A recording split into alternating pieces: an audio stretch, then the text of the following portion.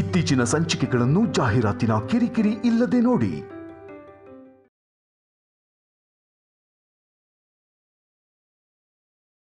ನಮಗ್ ಮೋಸ ಮಾಡಿರೋ ಐಶ್ವರ್ಯ ಇರೋ ಆ ಹೆಸರನ್ನು ತೆಗೆದು ತನ್ನ ಹೆಸರಿಟ್ಕೊಂಡಿದ್ದಾಳೆ. ನಾವು ನಿಮ್ಮನ್ನ ದೂರ ಇಟ್ರು ನೀವು ನಮ್ಮನ್ನ ಹೃದಯದಲ್ಲಿ ಇಟ್ಕೊಂಡಿದ್ದೀರಪ್ಪ. ಡ್ಯಾಡಿ, ಇವತ್ತಿಂದ ನಮ್ಮ ಕಂಪನಿಗೆ ನೀವೇ MD. ಹಾ, ಇಷ್ಟಕ್ಕೂ ನೀವು ಮಾಡ್ತಿರೋ ಬಿಸ್ನೆಸ್ ಏನಪ್ಪ? Travel company daddy. ಟ್ರಾವೆಲ್ ಕಂಪ್ನಿನಾ? ಹೌದು ಡ್ಯಾಡಿ.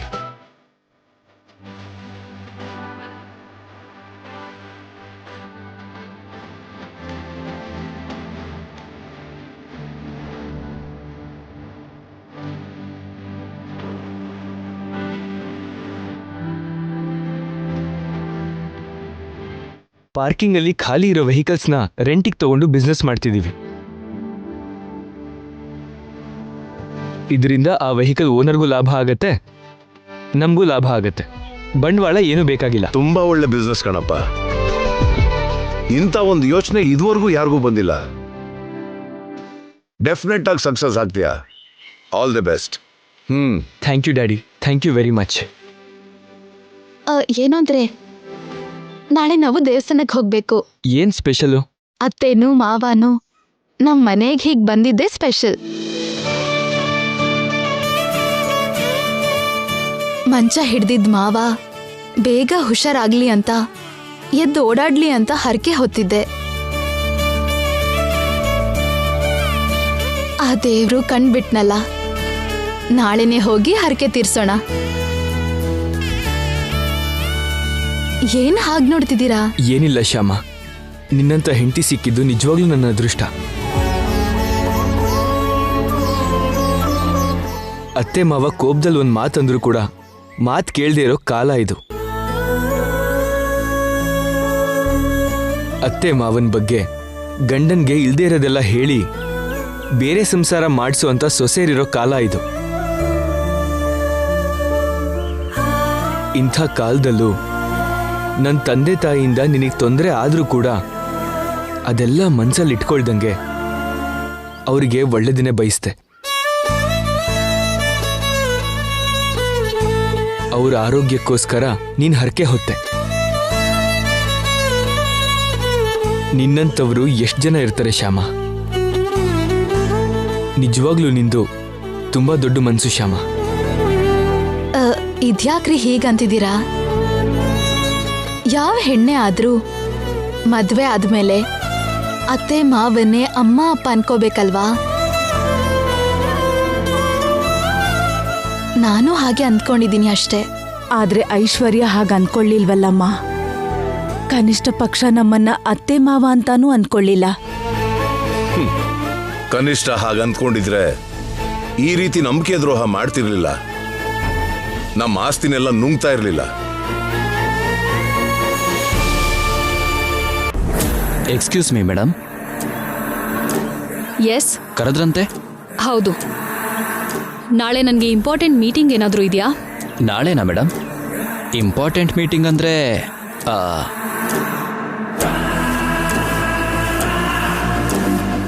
ನಾಳೆ ಮಾರ್ನಿಂಗ್ ಡೀಲರ್ಸ್ ಜೊತೆ ಡಿಸ್ಟ್ರಿಬ್ಯೂಟರ್ಸ್ ಜೊತೆ ಮೀಟಿಂಗ್ ಫಿಕ್ಸ್ ಮಾಡಿದ್ದೀನಿ ಮೇಡಮ್. ಅದನ್ನು ನಾಡಿದ್ದಕ್ಕೆ ಪೋಸ್ಟ್ಪೋನ್ ಮಾಡ್ಬೋದಲ್ವಾ? ನಾನು ಅವರಿಗೆ ಆಲ್ರೆಡಿ ಪ್ರೋಗ್ರಾಮ್ಸ್ ಬಗ್ಗೆ ಹೇಳಿದ್ದೀನಿ ಮೇಡಮ್. ಈಗ ಫೋನ್ ಮಾಡಿ ಪ್ರೋಗ್ರಾಮ್ ನಾಡಿದ್ದು ಅಂತ ಹೇಳು. ಓಕೆ ಮೇಡಮ್, ಹೇಳ್ತೀನಿ ಮೇಡಮ್. ನಾನು ಅನ್ಕೊಂಡ ಹಾಗೆ ಈ ಕಂಪ್ನಿ ಎಲ್ಲ ನನ್ನ ಹೆಸರಿಗಾದ್ರೆ ದೇವಸ್ಥಾನದಲ್ಲಿ 101 ಪ್ರದಕ್ಷಿಣೆ ಹಾಕ್ತೀನಿ ಅನ್ಕೊಂಡಿದ್ದೆ. ನಾಳೆ ತುಂಬಾ ಒಳ್ಳೆ ದಿನ. ಹರಕೆ ತೀರಿಸ್ಕೊಂಡ್ರೆ ಒಳ್ಳೇದಲ್ವಾ? ಹೌದು ಮೇಡಮ್, ತುಂಬ ಒಳ್ಳೆಯದು. ದೇವರು ಹರಕೆ ವಿಷಯದಲ್ಲಿ ಎಷ್ಟು ಬೇಗ ಮಾಡಿದ್ರೂ ಅಷ್ಟೇ ಒಳ್ಳೆಯದು. ಓಕೆ, ಹೋಗಿ ನಿನ್ ಕೆಲಸ ನೋಡ್ಕೊ. ನಾಳೆ ಮೀಟಿಂಗ್ಸ್ ಎಲ್ಲ ಕ್ಯಾನ್ಸಲ್ ಮಾಡು. Okay madam. ಏನೋ ಇಷ್ಟು ದೊಡ್ಡ ಕಂಪ್ನಿಗೆ ಯಜಮಾನಿಯಾಗಿ ಹೀಗೆ ಜಂಬದಿಂದ ಕಾಲ್ ಮೇಲ್ ಕಾಲ್ ಹಾಕೊಂಡು ಕೂತು ಫೈಲ್ಸ್ ಮೇಲೆ ಸೈನ್ ಮಾಡ್ತಾ ಇದ್ರೆ ಎಷ್ಟು ಚೆನ್ನಾಗಿದೆ. ಅದೃಷ್ಟ ಅಂದ್ರೆ ನಂದೆ.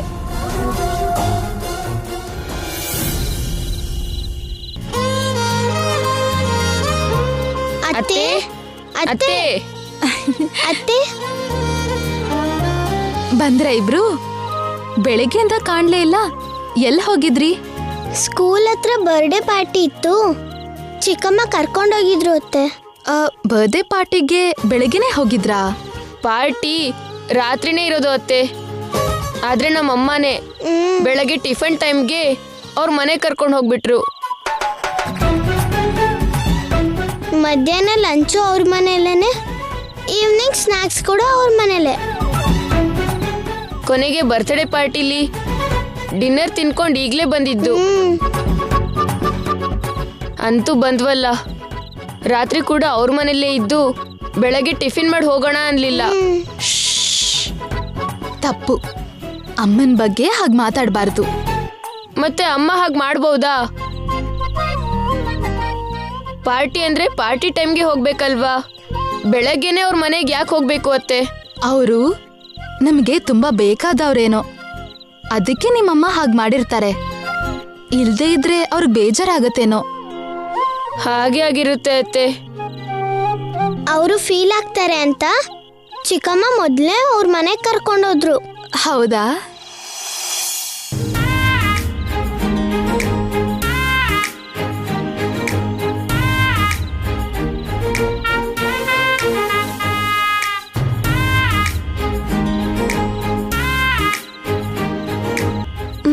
ಅತ್ತೆ, ಇವ್ರು ಯಾರು ನಮ್ಮನೇಲಿದ್ದಾರೆ? ಇವರು ನಮ್ಮವ್ರೆ. ಇವ್ರು ನಿಮ್ಗೆ ತಾತ ಅಜ್ಜಿ ಆಗ್ತಾರೆ. ಹೌದಾ?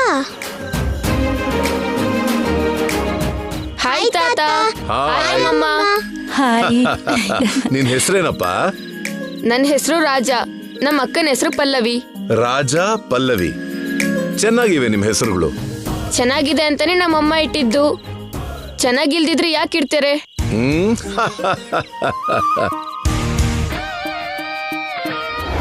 ಮತ್ತೆ ನಿಮ್ ಹೆಸರೇನು ತಾತ? ನನ್ನ ಹೆಸರು ವರ್ಮ, ನನ್ನ ಆಕೆ ಹೆಸರು ವಸಂತ. ನಿಮ್ಮ ಹೆಸರು ಕೂಡ ಚೆನ್ನಾಗಿದೆ ತಾತ. ಚೆನ್ನಾಗಿದೆ ಅಂತಾನೆ ನಮ್ಮವರ ಹೆಸರಿಟ್ಟಿದ್ದು.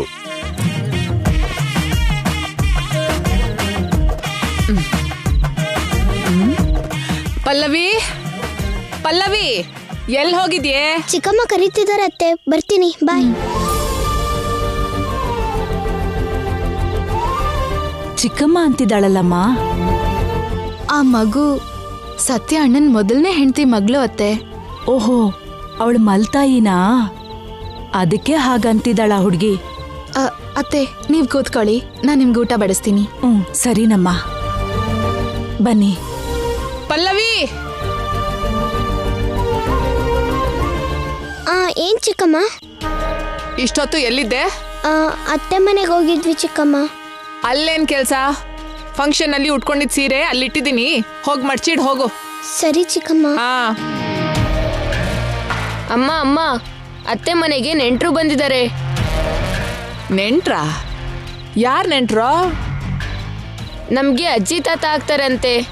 ನಿಮ್ಗೇನಾಗ್ತಾರೆ ಅಂತ ಗೊತ್ತಿಲ್ಲ. ಹೌದಾ?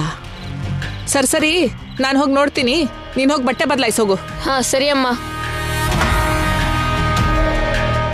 ಅಜ್ಜಿ ತಾತನ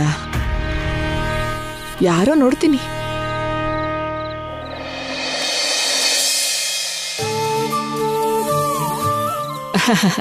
ನೀವೇನಾ ಇವ್ರ ಮನೆಗೆ ಬಂದಿರೋ ನೆಂಟ್ರು? ಹೌದಮ್ಮ, ಇವಳು ನನ್ ಸೊಸೆ. ಹೌದಾ? ನಿನ್ನ ಅತ್ತೆ ಮಾವ ಬಂದಿದ್ದಾರೇನಮ್ಮ? ಹೌದದ್ಕೆ. ಮತ್ತೆ ನಂಗೆ ಹೇಳಲೇ ಇಲ್ವಲ್ಲಮ್ಮ?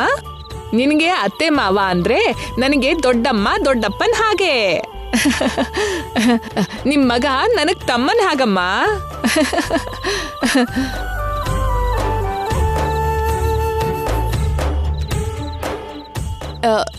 ನಿಮ್ದು ತುಮಕೂರ್ ಹತ್ರ ಯಾವ್ದೋ ಹಳ್ಳಿ ಅಂತಲ್ಲ?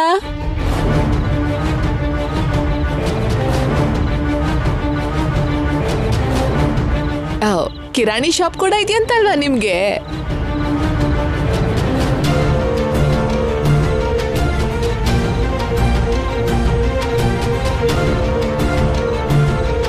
ಕಿರಾಣಿ ಶಾಪ? ನಿಮ್ ಸೊಸೆನೇ ಹೇಳಿದ್ದು. ನಿಮ್ ಬಗ್ಗೆ ನನಗೆಲ್ಲಾನು ಗೊತ್ತು.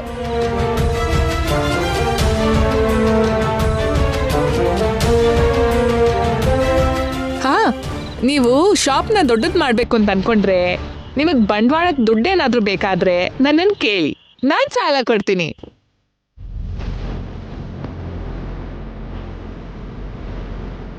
ಅದಕ್ಕೆ ಅವರು ಸಾಲ ಕೇಳೋದಕ್ಕೆ ಅವ್ರಿಗೆ ನಾಚಿಕೆ ಆಗತ್ತೇನೋ ತುಳಸಿ, ಆದ್ರೆ ಸಾಲ ಬೇಕಾ ಅಂತ ಕೇಳಕ್ಕೆ ನನಗೆ ಏನೋ ನಾಚಿಕೆ ಇಲ್ಲ.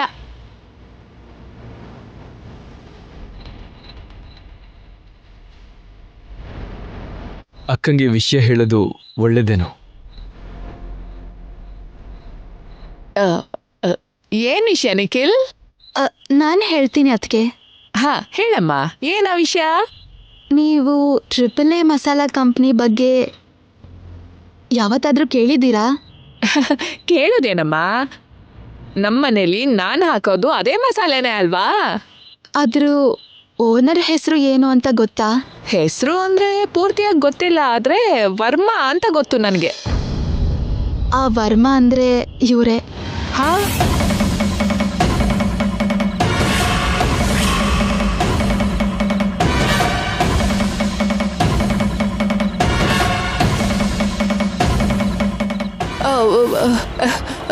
ಮತ್ತೆ ನಿನ್ ಮಾವ ಅಂತ ಹೇಳ್ದೆ? ನನ್ನ ಮಾವನೇ ವರ್ಮಾ ಅವರು.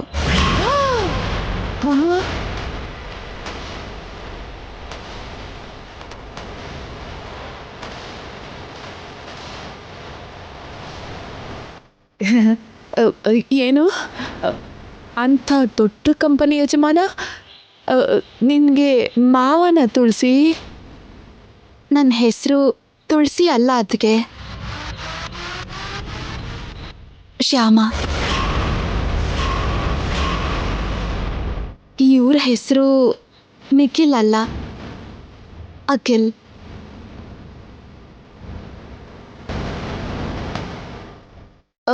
ನಿನ್ನ ಹೆಸರು ತುಳಸಿ ಅಲ್ಲ, ಶ್ಯಾಮ.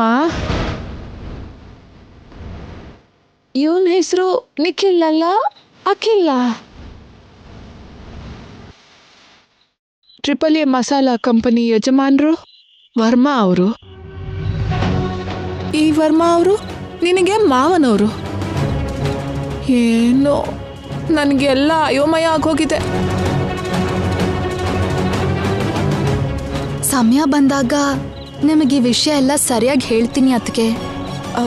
ಆಗ ಸರಿಯಾಗಿ ಹೇಳೋದಿರ್ಲಿ, ಇವಾಗ ಹೊಸದಾಗಿ ಯಾಕೆ ಹೇಳ್ದೆ? ಯಾಕೆ ಅಂದರೆ, ಎಷ್ಟೋ ದರ್ಪದಿಂದ ಬದುಕಿದ್ ನನ್ನ ಅತ್ತೆ ಮಾವ ಕಿರಾಣಿ ಶಾಪ್ ಅವರು ಅಂದ್ಕೊಂಡು ಸಾಲ ಕೊಡ್ತೀನಿ ಅಂದಿದ್ದಕ್ಕೆ ನಂಗೆ ಸಹಿಸೋಕ್ಕಾಗಲಿಲ್ಲ. ಅದಕ್ಕೆ ಈಗ ಹೇಳಬೇಕಾಯ್ತು. ದಯವಿಟ್ಟು ನಮ್ಮ ಪರಿಸ್ಥಿತಿನ ಅರ್ಥ ಮಾಡ್ಕೊಳ್ಳಿ. ಸಮಯ ಬಂದಾಗ ಎಲ್ಲ ವಿವರವಾಗಿ ನಿಮಗೆ ಹೇಳ್ತೀನಿ. ಪ್ಲೀಸ್ ಅರ್ಥ ಮಾಡ್ಕೊಳ್ಳಿ ಅದಕ್ಕೆ.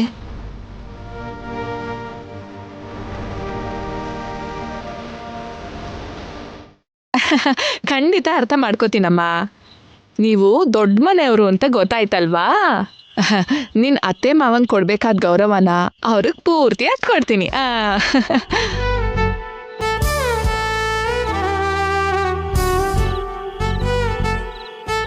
ಅಂದ್ರೆ ಇನ್ಮೇಲೆ ಇವ್ರು ಕೂಡ ನಿಮ್ಮ ಜೊತೆನೇ ಇಲ್ಲೇ ಇರ್ತಾರಲ್ವಾ?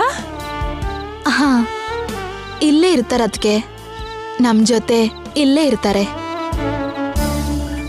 ಅಂದ್ರೆ ಈಗ ಬಾಡಿಗೆ ಸ್ವಲ್ಪ ಜಾಸ್ತಿ ಮಾಡಬೇಕಾಗತ್ತೇನೋ? ನಿಮ್ಮಿಷ್ಟ ಅದಕ್ಕೆ.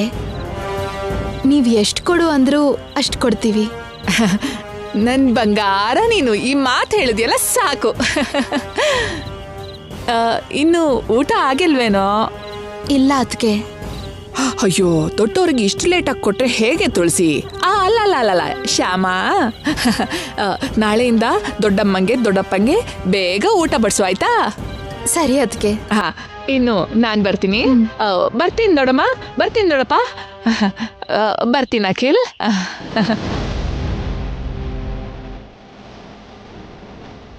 ಸ್ವಲ್ಪ ದುಡ್ಡಿನ ಆಸೆ ಇದೆ, ಆದರೆ ತುಂಬ ಒಳ್ಳೆಯವರತ್ತೆ. ಇರಿ, ನಿಮ್ಗೆ ಊಟ ತರ್ತೀನಿ.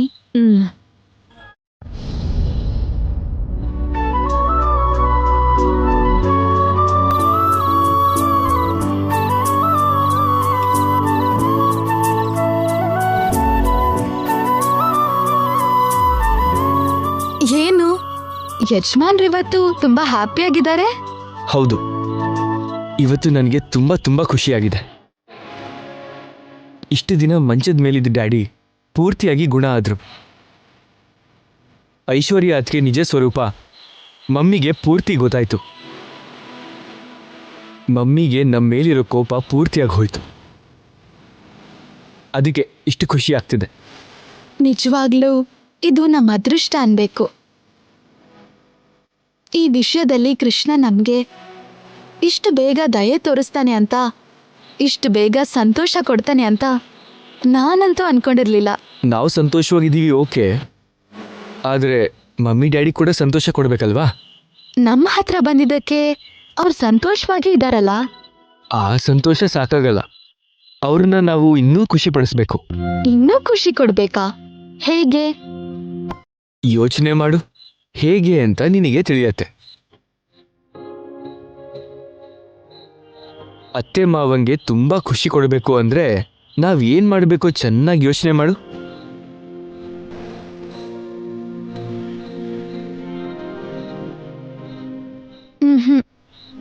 ಎಷ್ಟು ಯೋಚನೆ ಮಾಡಿದ್ರು ನಂಗೆ ಅರ್ಥ ಆಗ್ತಿಲ್ಲ, ನೀವೇ ಹೇಳಿ.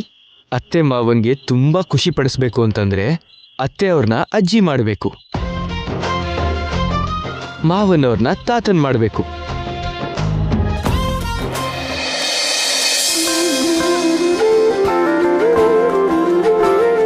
ಶ್ಯಾಮ, ನಾನ್ ರೆಡಿ. ಮಮ್ಮಿಯವರೆಲ್ಲ ರೆಡಿನಾ? ನಾವೆಲ್ರೂ ಆಗ್ಲೇ ರೆಡಿ ಆದ್ವಿ. ತಾವೇ ಲೇಟಾಗಿ ಎದ್ದು ಲೇಟಾಗಿ ರೆಡಿ ಆಗಿದ್ದು. ಲೇಟಾಗಿ ಮಲಗಿದ್ಮೇಲೆ ಲೇಟಾಗಿ ಹೇಳ್ಬೇಕು ತಾನೆ? ಹೌದು, ಗಂಡನ್ ಜೊತೆ ಹೆಂಡತಿನೂ ಲೇಟಾಗಿ ಮಲಗ್ತಾಳೆ ಅಲ್ವಾ? ಮತ್ತೆ ಗಂಡಂಗಿಂತ ಬೇಗ ಹೇಗೆ ಎದ್ಬಿಡ್ತಾಳೆ? ಅತ್ತೆ ಎಲ್ಲ ಕೇಳಿಸ್ಕೋತಾರೆ. ಹಾಗಾದ್ರೆ ಈ ಪ್ರಶ್ನೆಗೆ ಉತ್ತರನ ರಾತ್ರಿ ಲೇಟಾಗಿ ಹೇಳ್ಬೋದು ಬಿಡು. ಅತ್ತೆ ಬರ್ತಿದ್ದಾರೆ.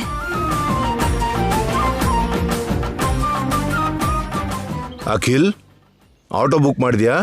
ಆಟೋಲ್ ಯಾಕೆ ಡ್ಯಾಡಿ, ನಮ್ಮ ಆ್ಯಪಲ್ಲಿ ಕಾರ್ ಬುಕ್ ಮಾಡ್ಕೊಂಡು ಹೋಗೋಣ.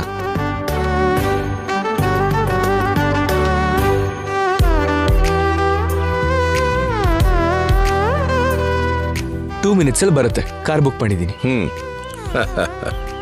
ಶ್ಯಾಮ, ಆ ಡೋರ್ ಲಾಕ್ ಮಾಡಿಬಿಡು. ಸರಿ ರೀ.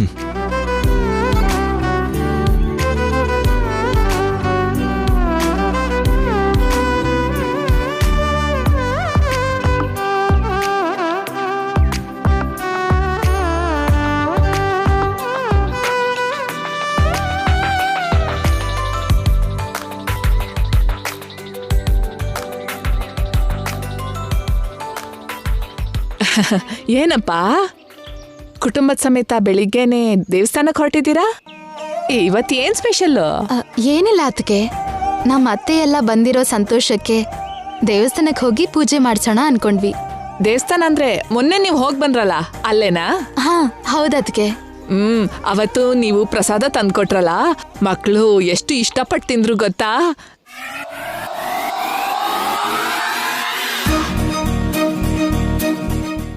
ಒಂದ್ ಕಾಳು ಉಳಿಸ್ದೆ ತಿಂದ್ ಮುಗಿಸಿದ್ರು. ಹಾಗೆ ಇವತ್ತು ಕೂಡ ಬರ್ತಾ ಪ್ರಸಾದ ತಗೊಂಡ್ ಬರ್ತೀಯಾ? ಸರಿ ಅದಕ್ಕೆ. ನೀನ್ ಕೂಡ ನಮ್ ಜೊತೆ ಬರ್ಬಹುದಲ್ವಮ್ಮ? ನಾನಾ ಬರಬಹುದು, ಆದ್ರೆ ದೊಡ್ಡಮ್ಮ ದೇವಸ್ಥಾನಕ್ಕೆ ಹೋದ್ರೆ ಹುಂಡಿಗೆ ದಕ್ಷಿಣೆ ಹಾಕ್ಬೇಕು. ಅದ್ಯಾಕೆ ಸುಮ್ಮನೆ ದಂಡ? ಮುಜುಗಾರ ಯಾಕಮ್ಮ, ಎಲ್ರೂ ಒಟ್ಟಿಗೆ ಹೋಗಿ ದರ್ಶನ ಮಾಡ್ಕೊಂಡ್ ಬರೋಣ. ನೀನು ಬಾಮ್ಮ, ದೇವ್ರ ದರ್ಶನದಿಂದ ಎಲ್ಲ ಒಳ್ಳೇದಾಗುತ್ತೆ. ಹೌದು ದೊಡ್ಡಪ್ಪ, ಎಲ್ಲ ಒಳ್ಳೇದೇ ಆಗತ್ತೆ. ಹರಿದಿರೋ ಹಳೆ ನೋಟ್ ಇದೆಯಲ್ಲ, ಅದನ್ನೇ ಹುಂಡಿಗೆ ಹಾಕೋದು. ಹರಿದಿರೋ ನೋಟು ಹೋಗುತ್ತೆ, ಸ್ವಲ್ಪ ಪುಣ್ಯನೂ ಬರುತ್ತೆ. ಇನ್ನೂ ಏನ್ ಯೋಚನೆ ಮಾಡ್ತಿದ್ದೀರಾ ಅದಕ್ಕೆ? ಬನ್ನಿ ಹೋಗೋಣ. ಹಾ ಸರಿನಮ್ಮ, ಬರ್ತೀನಿ. ಒಂದ್ ನಿಮಿಷ.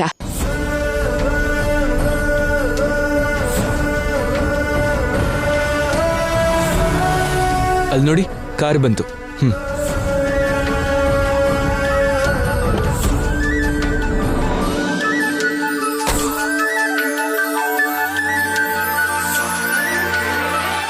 ಸರ್, OTP ಹೇಳ್ತೀರಾ? 8970. Okay sir. ನಿಮ್ಮ ರೈಡ್ ಕಂಪನಿ ಸರ್ವಿಸ್ ತುಂಬ ಚೆನ್ನಾಗಿದೆ ಇವರೇ. Thank you sir. ಎಷ್ಟು ದಿನದಿಂದ ಇದರಲ್ಲಿ ಕೆಲಸ ಮಾಡ್ತಿದ್ದೀರಿ? ಈ ಕಂಪನಿ ಶುರುವಾದಾಗ್ಲಿಂದ ಕೆಲಸ ಮಾಡ್ತಿದ್ದೀನಿ ಸರ್. ಓ,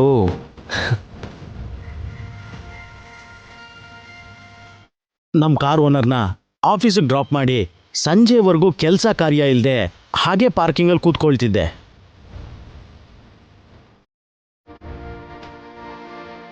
ಈ ರೈಡ್ ಕಂಪ್ನಿ ಶುರುವಾದಾಗ್ಲಿಂದ ಅವ್ರನ್ನ ಆಫೀಸಿಗೆ ಡ್ರಾಪ್ ಮಾಡಿ ಸಂಜೆವರೆಗೂ ಸುಮಾರು ಟ್ರಿಪ್ಗಳನ್ನು ಹೋಗ್ತೀನಿ.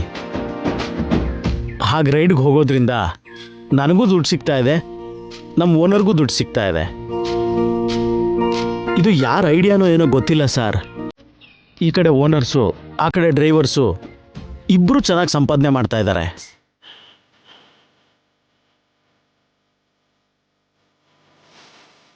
ಇದಕ್ಕೆ ಸೇರ್ಕೊಂಡಾಗ್ಲಿಂದ ನಾನು ದಿನಕ್ಕೆ ಕನಿಷ್ಠ 1000 ರೂಪಾಯಿ ಸಂಪಾದನೆ ಮಾಡ್ತಿದ್ದೀನಿ ಅಂದರೆ ನಂಬ್ತೀರಾ?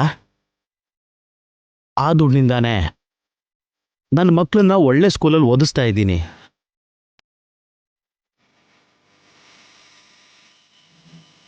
ಈ ಆ್ಯಪ್ ಕಂಡುಹಿಡಿದಿದ್ದ ಮಹಾನುಭಾವ ಯಾರೇ ಆಗಿರಲಿ, ಆತ 100 ವರ್ಷ ಸುಖವಾಗಿ ಸಂತೋಷವಾಗಿ ಬದುಕಬೇಕು ಸರ್. ಕಾರ್ ಬಂದ್ಬಿಡ್ತಾ? ಬನ್ನಿ ಹೊರಡೋಣ.